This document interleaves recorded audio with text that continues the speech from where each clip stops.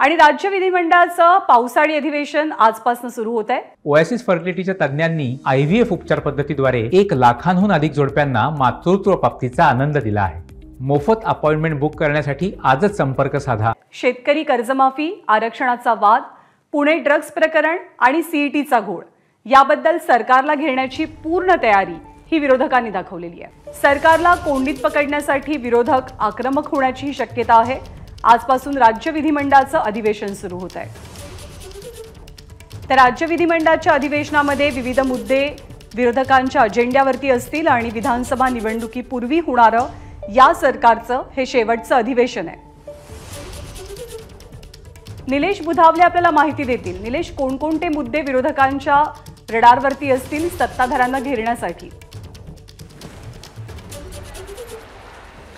ज्ञानदा, लोकसभेच्या निकालानंतर कुठेतरी विरोधकांचं मनोबल वाढलंय आणि त्यामुळे सत्ताधारी पक्षांवर प्रचंड प्रमाणात टीका करण्याची एकही संधी विरोधक सोडताना आपल्याला पाहायला मिळणार नाहीत। प्रामुख्याने जर आपण पाहायला गेले तर कोणकोणते मुद्दे असू शकतील याचा जर आपण आढावा घ्यायचा प्रयत्न केला तर प्रामुख्याने मराठा विरुद्ध ओबीसी वाद जो सध्या सुरू आहे, आरक्षणाचा प्रश्न अजूनही पेंडिंग आहे, या संदर्भात सरकार काय निर्णय घेते हे पाहणं महत्त्वाचं राहणार आहे। यासोबतच अंमली पदार्थांचा सध्या पुण्यातल्या मोठ्या प्रमाणामध्ये विषय सुरू आहे, अजूनही यामध्ये ठोस कारवाई होत नाहीये। राष्ट्रीय पातळीवर कुठेतरी एखादी एजन्सी नेमून अंमली पदार्थांचा बंदोबस्त केला गेला पाहिजे अशी देखील एक विरोधकांकडून सातत्याने मागणी समोर येते।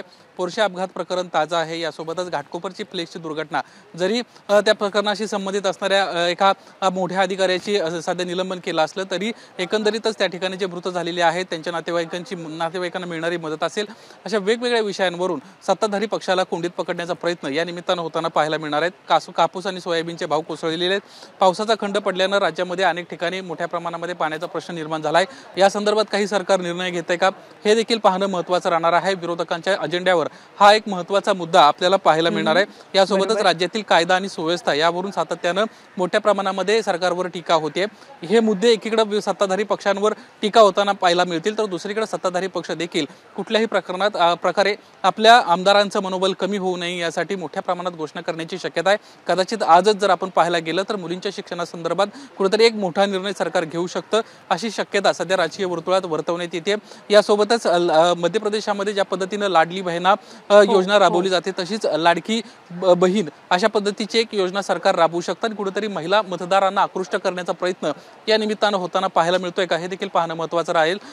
ज्या पद्धतीने विरोधक आक्रमक होतील तशाच पद्धतीने त्यांना सडेतोड उत्तर दिलं गेलं पाहिजे अशा पद्धतीची चर्चा कालच्या बैठकीमध्ये प्रामुख्याने कॅबिनेट बैठकीमध्ये झालेली आहे। त्यामुळे एकंदरीतच घोषणांचा पाऊस सत्ताधारी पक्षाकडून पाहायला मिळेल तर विरोधक मोठ्या प्रमाणात कोंडीत पकडण्याचा सत्ताधाऱ्यांना प्रयत्न करतील हे देखील आपल्याला पाहायला मिळेल। ज्ञानदा, आणि निवडणुकांपूर्वी होणारं हे अखेरचं अधिवेशन असल्यामुळे कोणकोणत्या आश्वासनांची बरसात होतीये, घोषणा केल्या जात आहेत आणि विरोधक सत्ताधाऱ्यांना कसे कोंडीत पकडतायत याकडे विशेष लक्ष असेल। निलेश, धन्यवाद या माहितीबद्दल। एबीपी माझा, उघडा डोळे बघा नीट।